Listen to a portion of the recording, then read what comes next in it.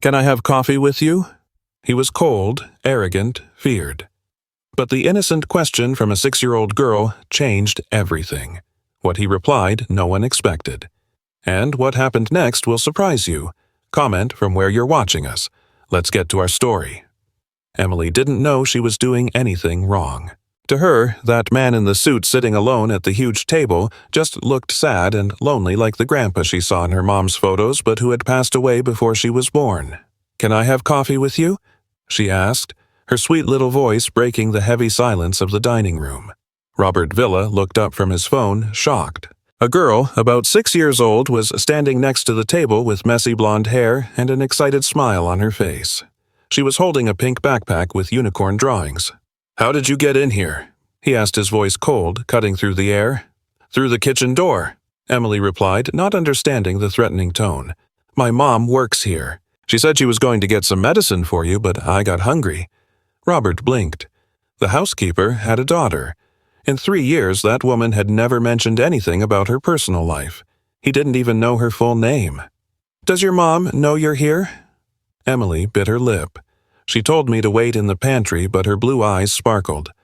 "I saw the carrot cake on the table, and you're alone. No one should have coffee alone."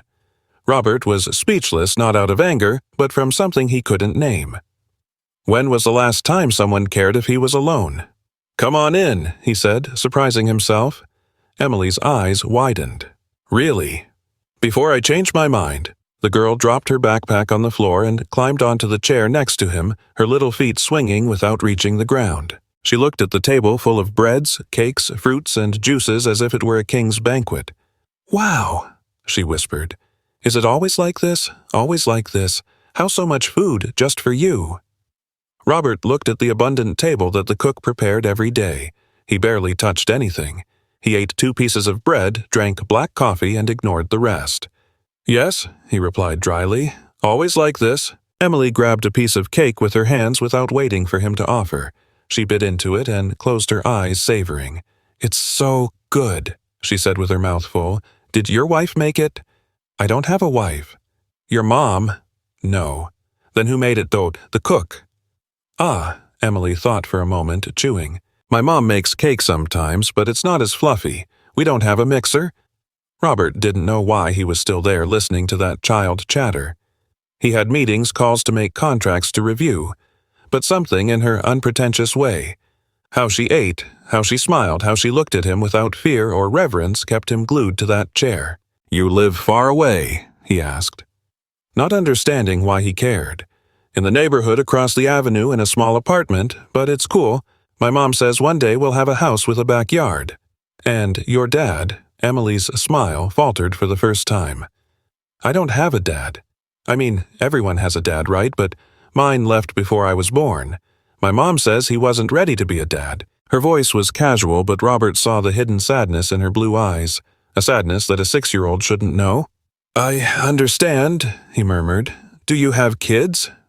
The question hit him like a punch in the stomach.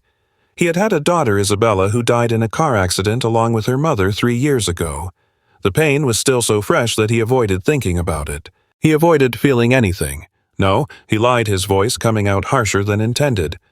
"I don't have kids." Emily tilted her head, studying him with that strange intensity of children who see things adults hide.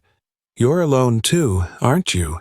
she said softly, "just like me." Before Robert could respond, the dining room door burst open and Laura rushed in, her face pale with panic. "Emily!" She almost shouted, then controlled herself when she saw her boss. "Mr. Villa, I'm so sorry. I didn't—" She stopped breathless, seeing the impossible scene in front of her. Her daughter sitting at the millionaire's table eating cake calmly. Well, he didn't look furious, he just looked tired. "Laura," Robert said, and it was the first time in 3 years he used her name. "Your daughter asked if she could have coffee with me." Laura went white. "Sir, I swear it wasn't intentional. She escaped from the pantry and I said yes." The silence that followed was absolute. Laura blinked, confused. "You said yes. She's 6 and she was hungry." He stood up, grabbing his suit jacket from the back of the chair. "I'm not a monster." But his eyes said something else. They said he had seen something in that girl that had completely disarmed him. "Finish your cake," he said to Emily, his voice softening in a way he didn't recognize. "And next time, ask your mom to bring you through the front door." Emily smiled a huge smile that lit up the whole room. "Can I come back then?" Robert looked at Laura, who was paralyzed, then back at the girl. Those blue eyes full of hope cracked something inside him. "You can," he said, and left the room before anyone saw the emotion crossing his face. Laura collapsed into a chair, her legs shaky. "What did you do, Emily?" "I just asked if I could have coffee with him, Mom." Emily replied innocently, licking her fingers sticky with frosting. He was so alone. Laura looked at the door where her boss had left. For the first time in 3 years, she had seen something beyond coldness in those brown eyes. She had seen pain, the same pain she carried, and somehow her daughter had touched it. "You can't do that again," Laura said, but her voice lacked conviction. "But he said, I can come back." Emily argued through the front door. Laura sighed. She had a bad feeling about this. Bosses don't invite housekeepers' daughters for coffee. They don't change their minds out of nowhere. Something had happened in that room. Something she didn't understand yet and was afraid to find out. Laura spent the rest of the morning on alert waiting for Robert to go back on it to yell to fire her, but he didn't appear, locked himself in the office, and didn't even come out for lunch. Emily stayed in the kitchen drawing in an old notebook while Laura worked. "Mom, can I take a drawing to the coffee man?" she asked at 3 p.m., showing a paper full of colorful flowers and a smiling stick figure. "No, Em, he's busy." "But I drew him here, look." Emily pointed to the stick figure. "He was sad this morning. Now I drew him happy." Laura's heart tightened. Her daughter had a dangerous gift seeing pain where others saw only indifference. "Keep the drawing, sweetie. Another day, you can give it to him." Emily pouted, but obeyed. Laura went back to polishing the silver, her hands working on autopilot while her mind spun. Why had he let Emily sit at the table? Why hadn't he yelled? Why hadn't he been the cold, distant man as always? The answer came in the form of a sound, a muffled cry coming from the office. Laura dropped the cloth and walked slowly to the closed door. She pressed her ear against the dark wood. Robert was sobbing on the other side, a contained, desperate cry that he thought no one heard. She backed away quickly, her heart racing. She had never heard that man show emotion, not when he came home drunk at dawn, not when he broke things in the office. Never. What had Emily done? That night, when Laura left with her daughter through the back door, she found a white envelope on the kitchen counter. Her name was written on it in Robert's firm handwriting. She opened it with trembling fingers. Inside was money, a lot of money, and a short note, to buy a mixer and whatever else you need. RV. Laura looked at Emily, who was yawning sleepily, holding her hand. The girl had mentioned the mixer that morning in the conversation with him. He had heard he had cared. Tears burned her eyes, but she held them back. She put the money in her bag and left her mind confused with emotions she couldn't name. The next morning, Laura arrived at 6, as always, prepared the coffee, set up the dining room, laid the table. She expected everything to go back to normal, that the strange moment from the day before would be forgotten. But when Robert came down at 7, he didn't go straight to the office. He sat at the table, looked at the empty chair next to his, and asked, "Isn't your daughter coming today?" Laura almost dropped the juice pitcher. "Sir, the girl, Emily." He avoided her eyes. "Is she at school?" "Yes, sir. She starts at 7:30. He nodded, a shadow of disappointment crossing his face. He picked up a toast and started eating mechanically. Laura stood there not knowing what to do. He wanted to see Emily again. "Why, Mr. Villa?" She started cautiously. "About yesterday and about the money. You don't need to pay it back. It's that I don't understand why you did that." Robert finally looked at her. His eyes were red tired, but there was something different in them, a vulnerability that hadn't existed before. "She reminded me of someone," he said simply. "Who?" He looked away, his jaw tense. "Someone I lost." Laura didn't press. She recognized the tone of someone carrying grief. She used it herself when Emily asked about her dad. "She can come tomorrow," Laura offered softly, "if you want. On Saturdays she doesn't have school." Robert's eyes lit up for a fraction of a second before he controlled himself. "If it doesn't bother your work, it won't bother." He nodded and went back to eating, but Laura saw his hands tremble slightly as he held the cup. On Saturday, Emily arrived excited, wearing her best dress, a faded yellow one that Laura had sewn by hand. She was holding the drawing she had made. Robert was already in the dining room waiting. He had told the cook to prepare pancakes, fruits cut into star shapes, and hot chocolate with marshmallows. "Good morning." Emily bounced in full of joy. "I brought a drawing for you." She held out the paper. Robert took it carefully as if it were made of crystal. He studied the drawing in silence. The smiling stick figure, the flowers around it, the yellow sun in the corner. "Is that me?" he asked, his voice strangely hoarse. "Yeah, I drew you happy because you deserve to be happy." Something broke inside him. Laura saw it happen. She saw the cold, distant man shatter before her daughter's innocent eyes. "Thank you," he whispered. "No one ever. Thank you." Emily smiled and climbed onto the chair next to him, already grabbing a pancake. "Wow, there's hot chocolate, Mom. Look, real hot chocolate." Laura watched from the kitchen door, unable to move. Robert wasn't eating, just watching Emily with an intensity that scared and moved her at the same time. "Do you like to draw?" he asked. "I love it, but my colored pencils are running out. I only have 4 colors now. What colors do you have? Red, blue, yellow, and green." Emily made a face. "I wish I had pink. Pink is my favorite color. Why pink? Because it's the color of princesses and pretty flowers and unicorns." Robert almost smiled. Almost. "What if I get you new colored pencils?" He offered a full box with pink and all the other colors. Emily's eyes widened. "Really? But it's expensive." "No, it's not. My mom says we can't ask for things from others." "You didn't ask," I offered. He looked at Laura, who was tense. "Does your mom allow it?" Laura wanted to say no. She wanted to protect her daughter from the strange situation from this rich man who suddenly showed interest in a child who was nothing to him, but she saw the hope in Emily's eyes and couldn't deny it. "If you insist, I insist." Emily jumped from the chair and before anyone could stop her, hugged Robert around the waist. He froze completely still as if he had forgotten how to hug someone. His hands hovered in the air for long seconds, not knowing where to land. Then slowly, he placed them on the girl's back, closed his eyes, and for the first time in 3 years, Robert Villa allowed himself to feel something beyond pain. When Emily let go, he cleared his throat quickly and returned to his cold mask. But Laura had seen it, had seen the tears he held back. "Finish your breakfast," he said to Emily, his voice shaky. "I need to make some calls." He left hurriedly, but not to the office, to the hallway bathroom where he stayed for 15 minutes with the faucet running so no one would hear his cry. Laura sat at the table with Emily, her heart heavy with worry. "Em, do you like him?"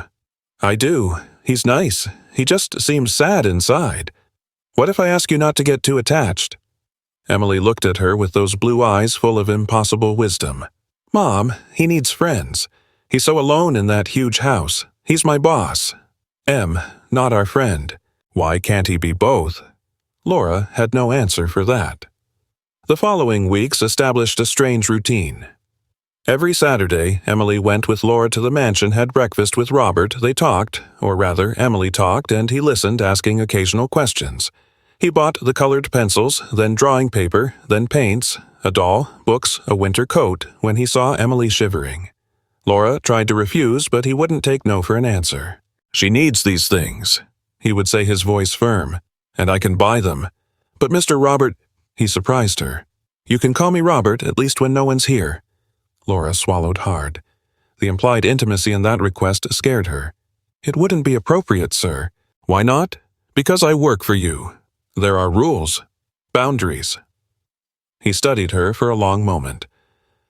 "What if I don't want those boundaries anymore?" Laura's heart raced. "What are you saying?" But before he could answer, Emily came running into the kitchen holding a new drawing. "Robert, look. I drew your house." He knelt down to her level, smiling. A genuine smile that Laura had never seen before. "It looks beautiful, but you know what's missing." "What you?" He pointed to the drawing. "Draw yourself here in front, playing in the yard. But I don't live here." "What if you did?" The world stopped. Laura looked at him incredulously. Emily blinked, confused. "What do you mean?" Robert looked at Laura over Emily's head. His eyes said things his mouth couldn't. "It's just a thought," he murmured. But it wasn't, and everyone in the kitchen knew it. Laura couldn't sleep that night. Robert's words echoed in her mind. "What if you lived here?" It was madness. Dangerous, inappropriate. She was the housekeeper, he the millionaire boss.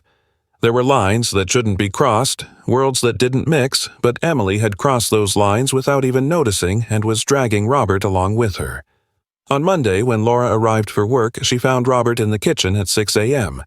He never woke up that early. "Good morning," he said, awkwardly holding a cup of coffee he had made himself. The liquid was too black, probably bitter. "Good morning, Mr. Robert," he corrected softly. Laura pretended not to hear and started preparing breakfast. He stayed there, watching in silence. His presence made the air heavy, loaded with unspoken things.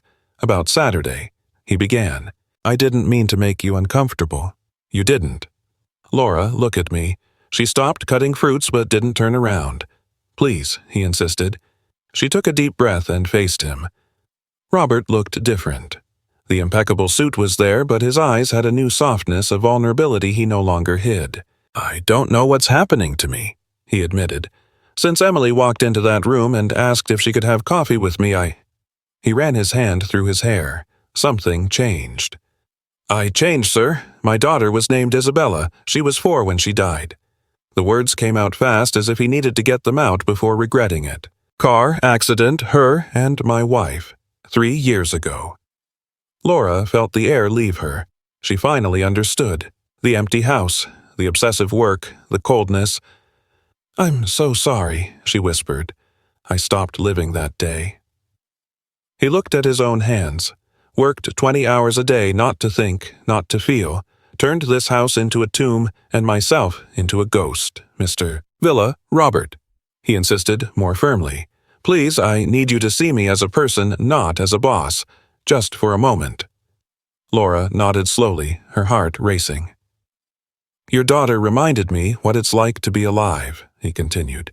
"Her innocence, her joy, the way she asked if she could sit with me as if it were the most natural thing in the world, as if I weren't this bitter, closed-off man that everyone avoids." "Emily has that gift," Laura said softly. "She doesn't see barriers, she just sees people. She's special, I know, and you." He took a step forward. "You raised this incredible girl alone. You work as hard as I do, but you haven't lost your humanity. How do you do it?" Laura smiled sadly. "Because I have a reason to wake up every day. Emily is my light. Without her, I'd be a ghost too." Robert studied her in silence. For the first time, he really saw her. Not the housekeeper in the blue uniform who cleaned his house, but the 28-year-old woman with tired brown eyes and calloused hands from hard work. The woman who smiled at her daughter even when exhausted, who sewed dresses by hand because she couldn't afford to buy them. "I want to help you," he said. "Both of you, not out of charity, but because you make me want to be better. Sir, we don't need." "You do." He pointed to her uniform. "You work 12 hours a day, 6 days a week for a salary that barely pays the rent. Emily deserves more. You deserve more. I don't want your pity. It's not pity. It's—" He searched for the words. "Gratitude. You gave me back something I thought I'd lost forever." Before Laura could respond, the doorbell rang. She frowned. 7 a.m. Who could it be? Robert went to the door, irritated by the interruption. He came back minutes later with a somber expression, followed by an elegant woman in her 50s, all in black with expensive jewelry and an icy gaze. "Laura, can you give us a moment?" Robert said tensely. "No need," the woman said, her aristocratic voice cutting the air. "She needs to hear this too. After all, it's about her and her daughter that I came to talk." Laura froze. "Mom, don't start," Robert warned. "Mom." That was Helen Villa, the family matriarch. Laura had never seen her in person, only in Society magazine photos. "Don't start." Helen let out a humorless laugh. "My driver tells me you've been having a child here on Saturdays, a girl, the housekeeper's daughter." "So what? What's causing talk, Robert?" Helen looked at Laura with disdain. "People are commenting saying you're different, softer, that you're getting attached to a child who's not yours. That's no one's business. It is when it affects the family name." Helen's voice rose. "You forgot who you are." Forgot Isabella so quickly Robert went white with rage. "Don't you dare say her name. Someone has to. You're replacing your own daughter with some nobody." "Careful," he hissed, dangerously calm. "Be very careful what you say next." Helen turned to Laura, who was paralyzed. How much do you want?" What Laura could barely speak. "How much money do you want to leave here and take your daughter to stop manipulating my son? I'm not manipulating anyone." Helen took a step forward. "Your daughter conveniently shows up all cute and needy at the exact moment my son is vulnerable. You think I'm stupid, Mom, enough." Robert placed himself between the two. Laura didn't do anything wrong. Of course she did. She saw an opportunity and grabbed it. Women like her always do. Laura felt tears burn, but she didn't let them fall. She straightened her shoulders. "You don't know me. You don't know my daughter. You know nothing about us. I know everything I need to know. You're the help. Your place isn't at the dinner table with my son. Your place is in the kitchen. Get out of my house." Robert set his voice low and deadly. "Now." Helen blinked, surprised. "What? You heard me. Get out before I throw you out. Robert, you're making a mistake. The mistake was opening the door for you." He pointed to the exit.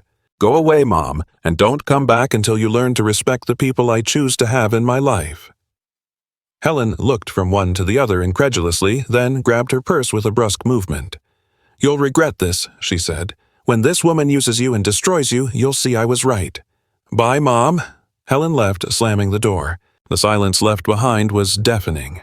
Laura leaned on the counter, trembling. I need to go," she whispered. "No, sir, your mom is right.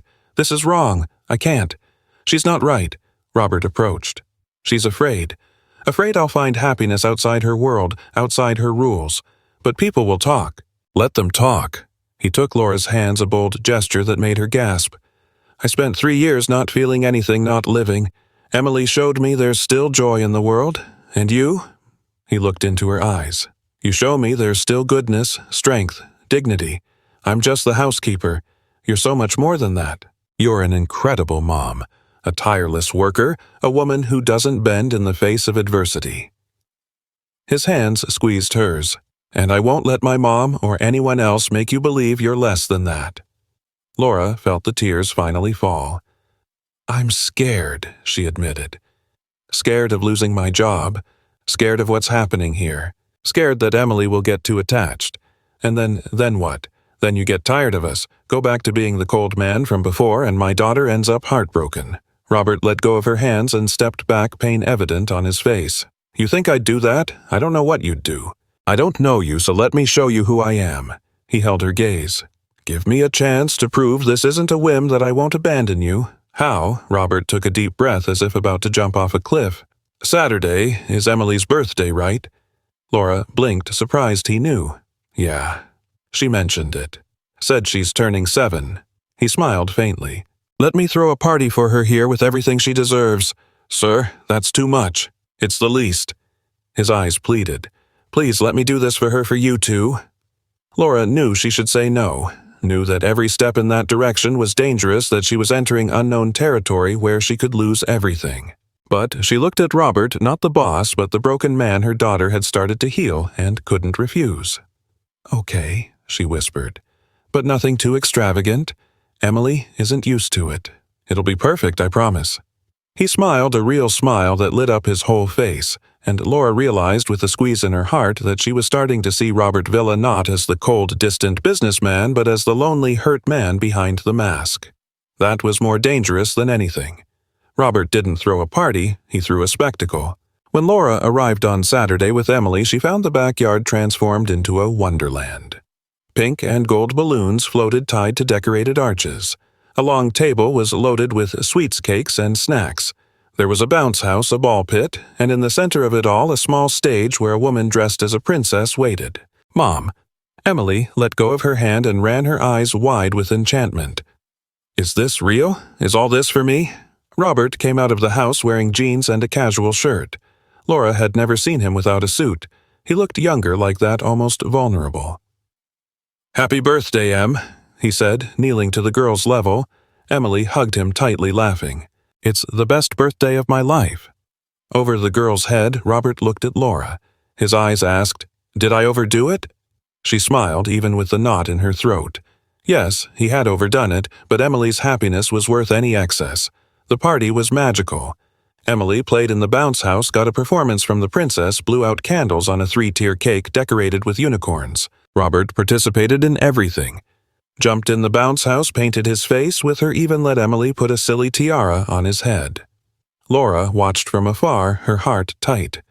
That man, laughing with her daughter, playing without caring about dignity, was a stranger. The cold, distant Robert had disappeared completely, and that scared her as much as it enchanted her. "Is she happy?" a voice said beside her. Laura turned and found a woman in her 35s, elegant but friendly, holding a glass of champagne. "Sorry, I'm Beatrice." She introduced herself, Robert's sister-in-law, or ex-sister-in-law, technically married to his brother. "Laura," she replied tensely. "More? Villa, family, more problems. Relax." Beatrice smiled. "I'm not like Helen. I came because Robert called me personally and asked. Said it was important. Important. He never asks anyone for anything. So when he called saying he needed me here to meet someone special, she looked from Laura to Emily. I had to come see for myself. See what? The miracle." Beatrice took a sip of champagne. "That man there playing and laughing? I haven't seen that in 3 years since he lost Isabella and Camilla." Laura swallowed hard at hearing the names. "He told you?" Beatrice asked softly. "He did. About the accident. It was horrible. Robert blamed himself. Said if he'd gone with them, if he'd driven instead of Camilla maybe." She shook her head. "He buried himself alive in work. Rejected everyone. Family friends turned into an empty shell." "I know," Laura murmured. "I've worked for him for 3 years." "So you've seen the before and after." Beatrice stared at her. "Your daughter did something none of us could. She brought him back. She was just being herself. Emily has no malice, doesn't know social barriers, saw a lonely man and wanted to keep him company. And he fell in love with her. Not in the wrong way," Beatrice hurried to clarify, "but like a father falls in love, like someone who found a reason to live again." Laura looked at Robert, who was now carrying Emily on his back, running around the yard while she screamed with joy. "That scares me," she admitted, "because one day this fantasy will end, and when it does, my daughter will suffer." "You think it's a fantasy?" "What else would it be? He's a millionaire. We live in a tiny apartment. We come from different worlds. My ex-husband thought like that," Beatrice said, obsessed with class status. "What was appropriate? Know where that led our marriage? To divorce." She sighed. "I learned that happiness has no social class. It exists or it doesn't. Period. But people will talk, they always do." Beatrice shrugged. "Helen's already spreading poison, saying you're a gold digger, that your daughter is manipulative. It's ridiculous, but that's what she does. Controls through fear and shame. Maybe she has a point. Maybe I should keep my distance." "Do you want to keep your distance?" Laura opened her mouth but couldn't lie. "No," she whispered. "God forgive me, but no. For the first time in years, I feel something beyond tiredness, something beyond survival." Beatrice smiled. "Then don't let Helen's fear or anyone else's steal that from you." The party stretched into the evening. When the decorators started packing up, Emily was exhausted, asleep on Robert's lap on the living room couch. Laura entered and stopped capturing the scene. He was stroking the girl's hair with a tenderness that broke her heart, his eyes fixed on her angelic face. "She's asleep," Laura said softly. "Sorry, I think I overdid the party. She must be wiped out. Is she happy? It's different." Laura approached. "Thank you for all this. She'll never forget it. Neither will I." Robert looked at her and there was something new in his eyes, something intense and scary. "Laura, I need to tell you something." "What?" He hesitated, clearly struggling with the words. "I know this is crazy. I know it happened too fast, but He breathed deeply. "I can't pretend anymore that you're just the housekeeper and her daughter to me. You've become more, much more." Laura's heart raced. "Mr. Villa Robert," he insisted. "Please, just Robert." "Robert?" She repeated, her voice trembling. "You're confusing gratitude with something else? Emily reminded you of your daughter. It's natural that no." He placed Emily gently on the couch, covering her with a blanket. Then he stood and walked to Laura. "At first it was that, but now, when I see her, I don't see Isabella. I see Emily, an incredible girl who's special in her own right. And when I see you," he stopped very close to her, so close, Laura felt his warmth.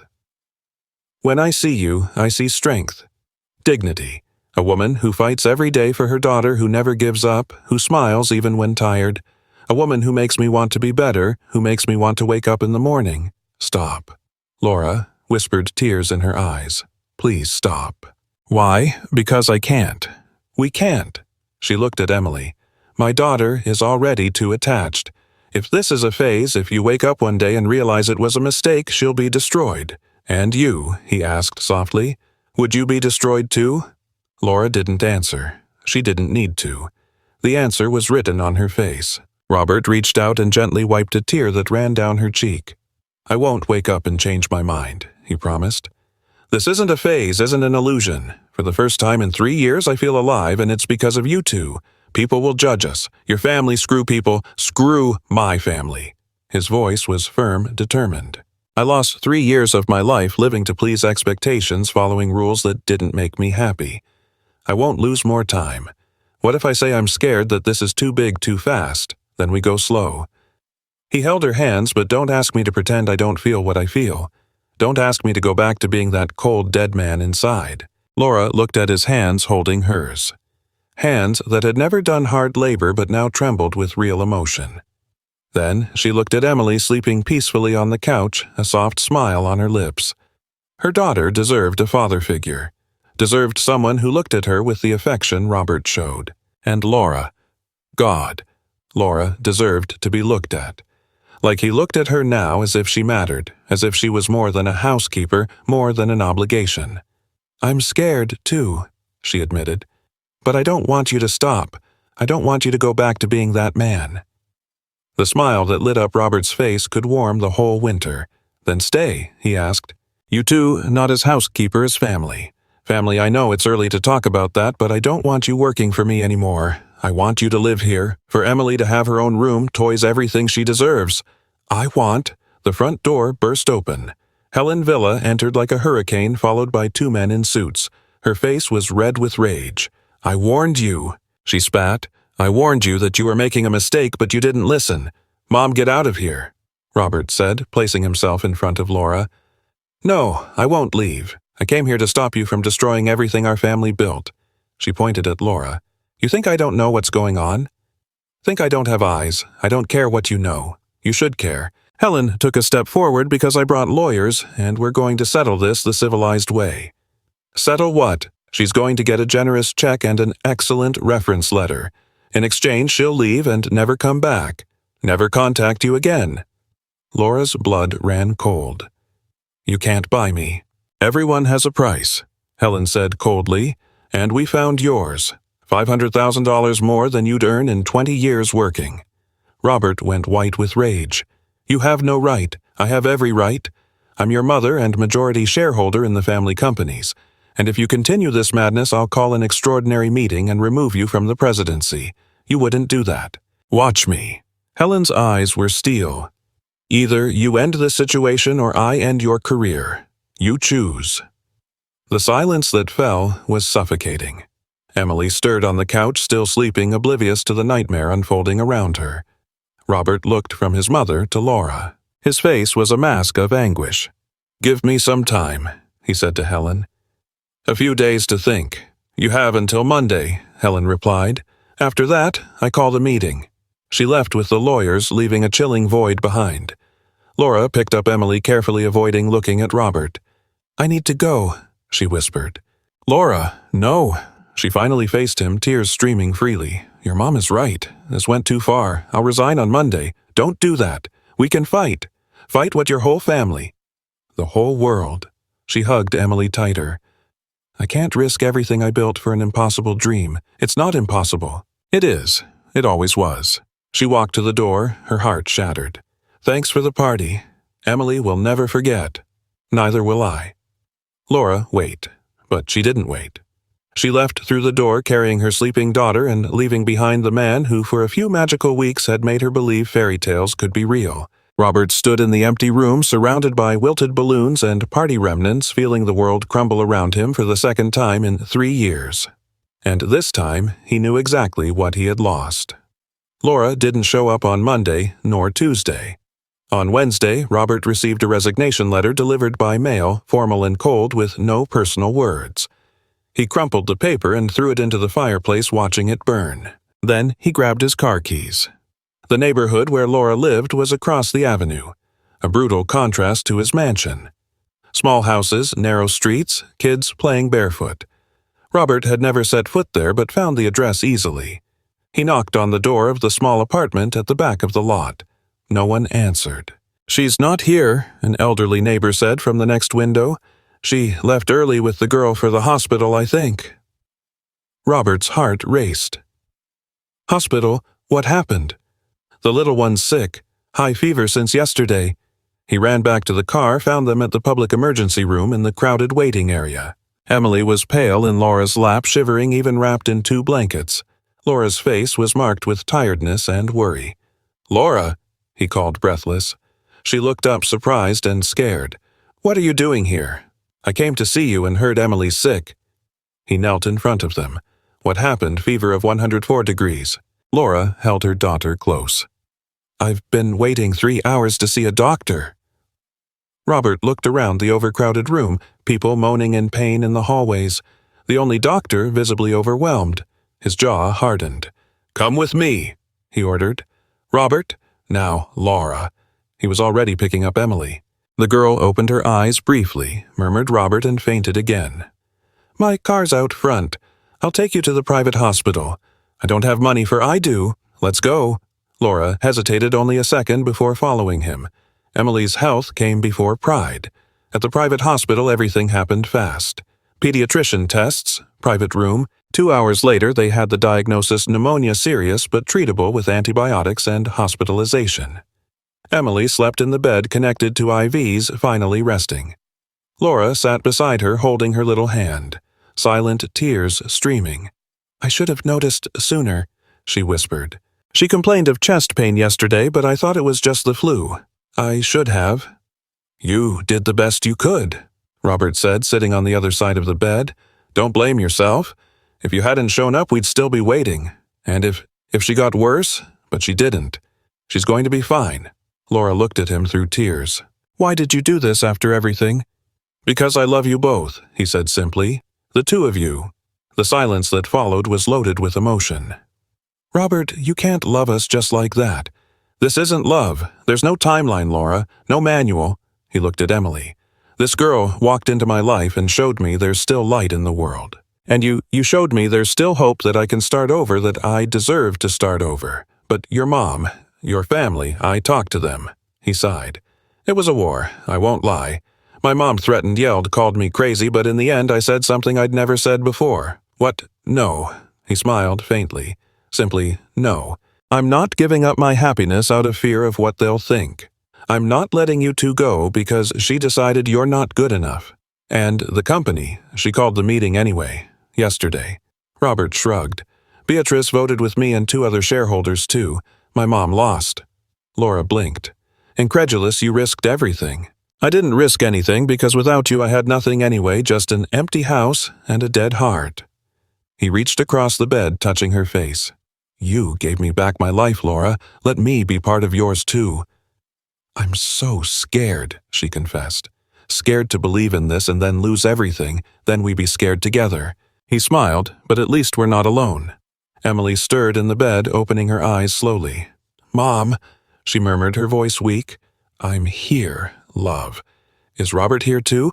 "Yes, I am," he replied, taking her other little hand. "And I'm not going anywhere."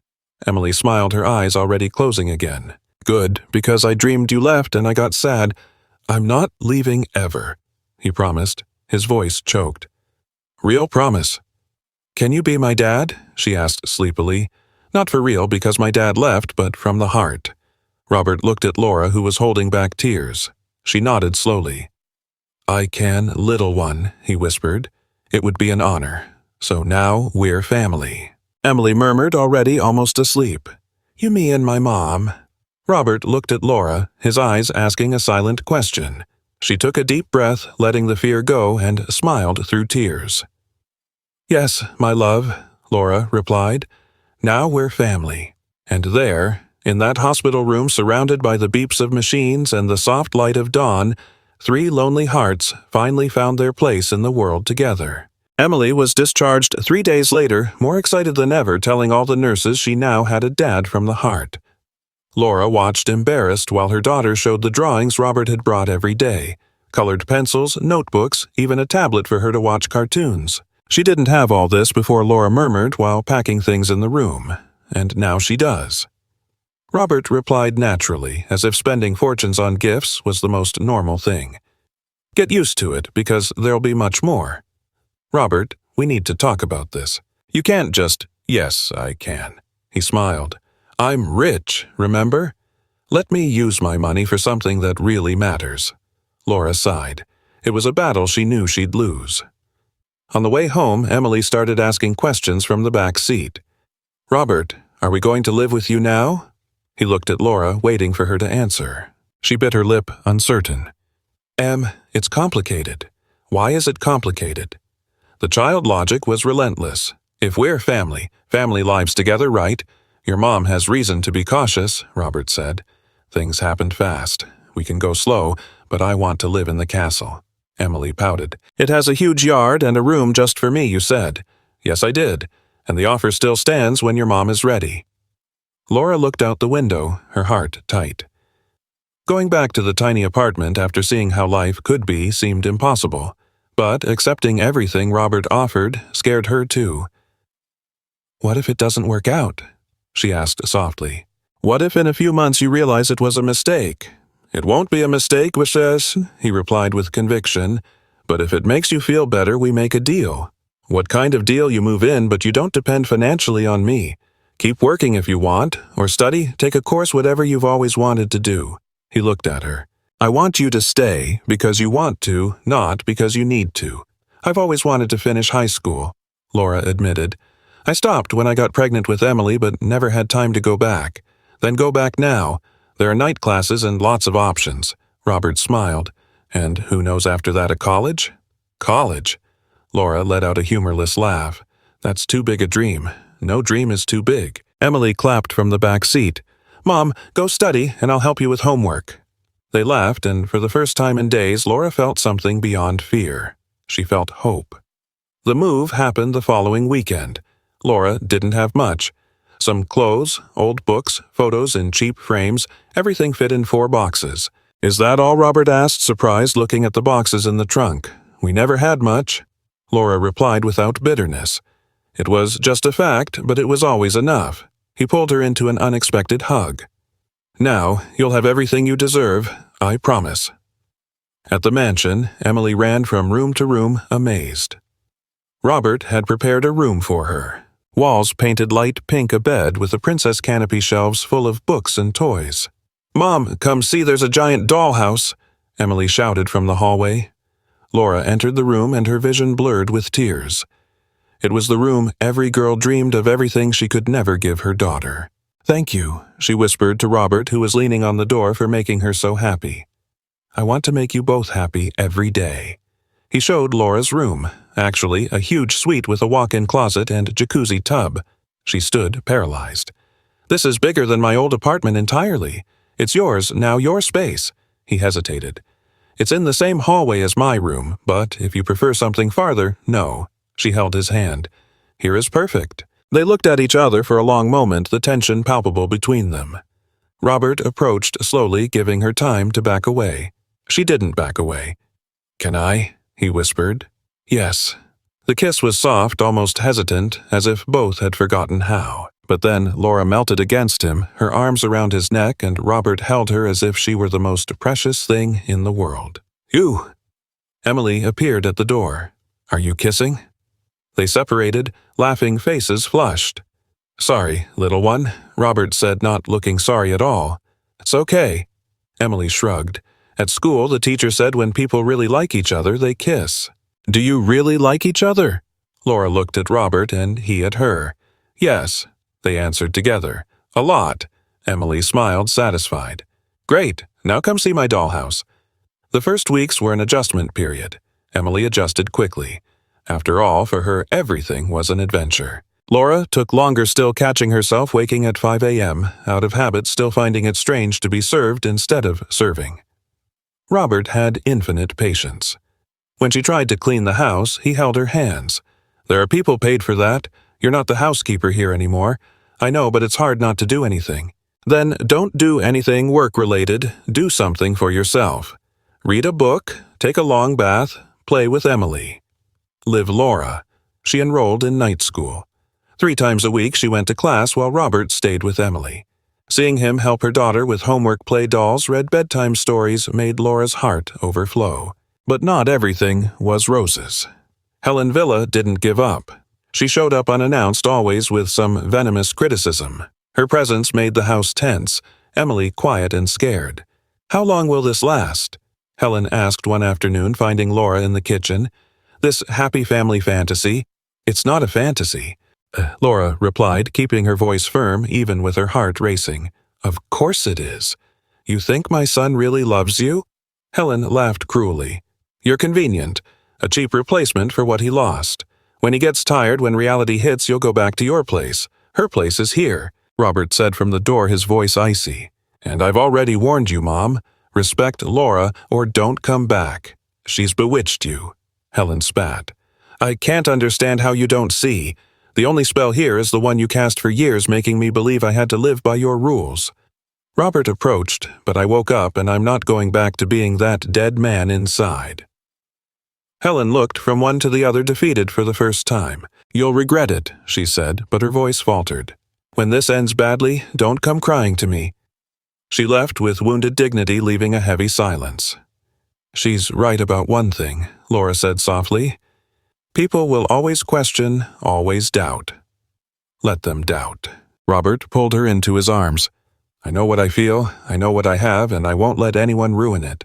But that night, as Laura looked at Emily sleeping in her princess room, the fear returned. What if Helen was right? What if she really was just a replacement? What if one day Robert woke up and realized he'd made a mistake? She didn't know that in the next room, Robert was awake with the same fears. Fear of not being good enough. Fear of failing them like he'd failed his first family. Fear that his past would always chase any attempt at a future, 2 hearts haunted by different ghosts trying to build something new on old ruins, and unaware that the biggest test was still to come. The next morning, Robert woke up to a phone call. His face paled as he listened. "I understand.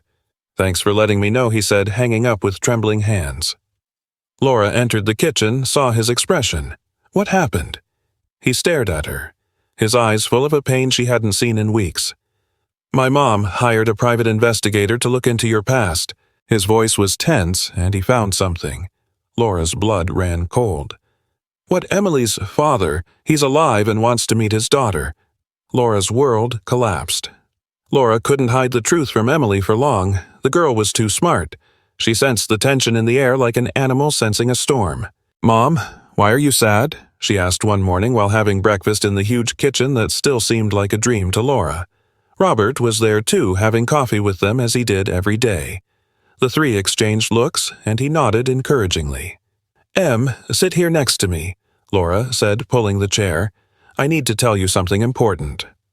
Emily sat, her blue eyes wide with curiosity and a bit of fear. "You know your dad, your biological dad, left before you were born, right?" "I know. He wasn't ready to be a dad." Emily repeated the words she'd heard her whole life. "But it's okay. Now I have Robert." Laura's heart tightened. "That's what it's about, love. Your biological dad, he's back. He wants to meet you." The silence that fell was heavy. Emily looked from Laura to Robert, confused. "But I don't know him. I know my love. That's why he wants to meet you now. Does he know my name? Know I like drawing? Know my favorite color is pink?" Laura shook her head, tears threatening to fall. "No, sweetie. He doesn't know those things." Emily was quiet for a long moment, her 7-year-old mind processing information too complex for her age. "Robert knows," she said finally, turning to him. "You know everything about me." "I do," Robert replied, his voice choked. "I know you like pancakes with honey, that you're afraid of the dark, but pretend you're not, that when you're nervous you twist a lock of hair around your finger. I know everything, little one. So you're my real dad. It wasn't a question, it was a statement. The other man is just someone who helped make me, but you're the one who chose to stay." Laura sobbed, pulling her daughter into a tight hug. "You don't have to decide now, love. You can think about it calmly. I already thought about it." Emily pulled away, wiping her mom's tears with her little hands. "I don't want to meet him. I already have a dad. I want to stay with you two." Robert stood and hugged them both. And there in the sunny kitchen the three cried and laughed at the same time. Derek's lawyer didn't like the answer. The girl is too young to decide that, he argued in a tense meeting at the law office. The judge will consider she was influenced. Influenced, Laura's lawyer, a serious man named Dr. Henry, countered. The child simply knows who was present in her life and who wasn't. My client has the right. Your client abandoned a pregnant teenager. Dr. Henry interrupted. Didn't pay a cent of child support in 7 years, didn't register. The child made no contact, and now, conveniently, when the mother is with a rich man, he shows up wanting rights. Derek turned red. It's not about money. Then, what is it about Robert? Asked, his voice icy. Because from where I see it, you had 7 years to look for your daughter, 7 years to man up and take responsibility. And you did nothing. I didn't know where they were. You could have searched. Laura spoke for the first time, her voice firm. You knew my full name, knew my mom's name. If you really wanted, you'd have found us. But you didn't want to until now. The awkward silence was broken by Dr. Henry. I have here. He placed an envelope on the table, Emily's statement made with psychological accompaniment expressing her desire not to meet the biological father at this time. I also have Mr. Villa's adoption request, which the child enthusiastically approves. Adoption! Derek went livid. You're not even married. Not yet, Robert said, but we will be in 2 weeks. Laura looked at him surprised. They had talked about it, but he hadn't mentioned a date. And even if we weren't, Robert continued, I have more moral right to that girl than you'll ever have because I chose her. Every day I choose to be present. Derek looked at his lawyer defeated. So that's it? I lost. You never had it, Laura said softly, almost with pity. Because to lose you'd need to have had something before, and you never wanted to have it. Derek left dejected, his dreams of redemption shattered by the raw truth of his own choices. His lawyer murmured something about dropping the case. Outside in the hallway, Laura leaned against the wall, her legs shaky. Is it over? She asked, almost unbelieving. Over, Dr. Henry confirmed. He'll formally drop it by tomorrow and we can start the adoption process immediately after the wedding. Wedding in 2 weeks. Laura looked at Robert. Were you planning this without telling me I was going to ask you tonight? He admitted, running his hand through his hair. Had everything prepared romantic dinner ring, Emily was going to help, but I ruined the surprise. Laura laughed through tears. Idiot, you can't announce a wedding in the middle of a lawyer meeting. Technically I can, I just did. He smiled, then got serious. But the question still stands. Will you marry me, Laura? For real? Not just for the adoption, but because I love you and want to spend the rest of my life with you and Emily. Yes, she whispered. Yes, yes, 1,000 times yes. He kissed her right there in the law office hallway while Dr. Henry pretended to be very busy with his papers. Helen Villa found out about the wedding through social media. She showed up at the mansion the next morning even more furious. You're not doing this, she said to Robert, invading his office. Marry a housekeeper. Adopt her daughter. You've gone completely crazy. No, Mom. For the first time in years, I'm completely sane. Robert didn't stand up, didn't get intimidated. And you'll have to accept it or stay out of my life. I'm your mother and I'm an adult man making my own choices. He finally stood facing her. You had your time controlling my life, chose my wife, my career, where I lived, how I lived, and where did that get me to an unhappy marriage and an empty life? Camila was perfect for you. Camila was perfect for you, for your world of appearances and status. Robert's voice was loaded with years of resentment. I loved her, yes, but our marriage was a golden prison and you know it.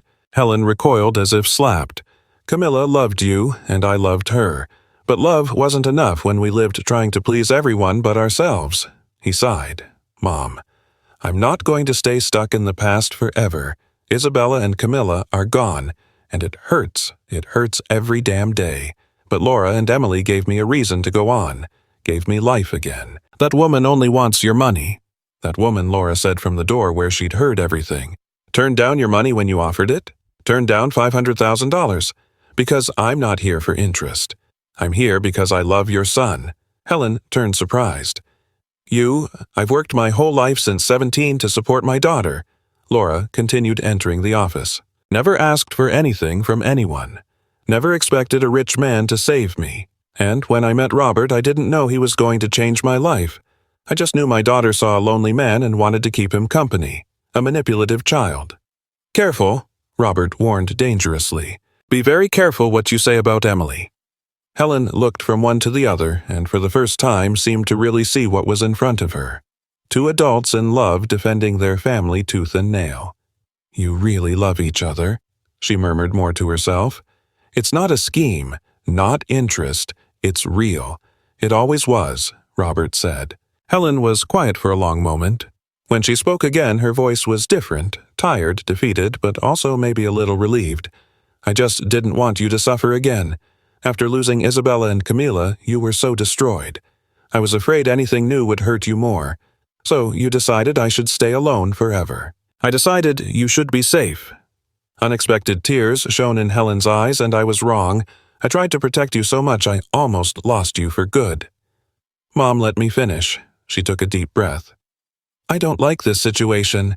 Don't like that it happened so fast that you barely know this woman. But she looked at Laura. But I see you're a good mom. I see your daughter is polite, sweet. And I see my son smiling again. That has to count for something. Mrs. Villa Helen call me Helen. She sighed. If I'm going to have a daughter-in-law, better start right, or at least try. It wasn't a warm hug, not full acceptance, but it was a start, and sometimes starts were enough. The wedding happened 2 weeks later, small and intimate, just close family and friends. Beatrice was maid of honor. Emily was flower girl wearing a pink dress she chose herself, throwing petals with excessive enthusiasm. Helen was there, stiff but present, nodding politely to Laura. When Robert saw the bride enter a simple white dress, hair loose, nervous smile, he cried. Cried for the second chance life had given him for the family he never imagined having again. You look beautiful, he whispered when she reached the improvised altar in the yard. You too, she replied, laughing through her own tears.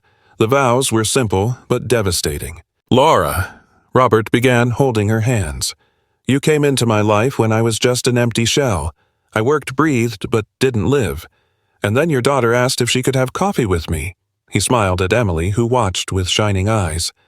And everything changed. You taught me it's possible to start over, possible to love again. That family isn't just blood, it's choice. And I choose you every day for the rest of my life. I choose you. Laura could barely speak through tears. Robert, I spent so much time just surviving, working, taking care of Emily, no time to dream. And then you appeared and reminded me I'm more than a mom, more than a worker. I'm a woman who deserves love, who deserves to be happy. You gave me that, and in return, I give you all I am. My heart, my loyalty, and my family forever. When the justice of the peace declared them husband and wife, Emily shouted, Now we're a real family. And everyone laughed and cried at the same time. 6 months later, the adoption was finalized. Robert officially became Emily's father. The girl cried with happiness when the judge banged the gavel. Now I have the same last name as Daddy, she announced to everyone in the courthouse, without any embarrassment. Emily. Villa sounded perfect. That night, the three had dinner together as they did every night. Emily talked about school, showed drawings, complained about math homework, normal, everyday, precious things. After putting Emily to bed, Robert and Laura stayed in her room for a moment, just watching. Do you think Isabella would approve? Laura asked softly. It was the first time she mentioned Robert's first daughter. He was quiet for a moment. I think so. I think she'd love having a big sister, he smiled sadly. And I think Camilla would approve too. She always wanted me to be happy. Do you still miss them every day? He pulled Laura into his arms. But I learned you can carry the past without living in it. You can honor who we lost without abandoning who we have. Thank you, Laura whispered. For what? For not giving up. For fighting for us. For proving fairy tales can be real. Fairy tales. He laughed softly. We're messier than any fairy tale. Exactly. She kissed him softly. We're real. A year after the day Emily had first asked, Can I have coffee with you? The three were at the breakfast table again, but now it was different. No tension, no fear.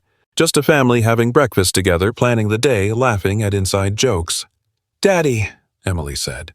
And Robert still got emotional every time he heard that word. Can I bring my friend Sarah to play here tomorrow? Of course you can. How many friends do you want to bring?" "All of them." She jumped excitedly in her chair. "Emily, sit properly," Laura admonished, but was smiling.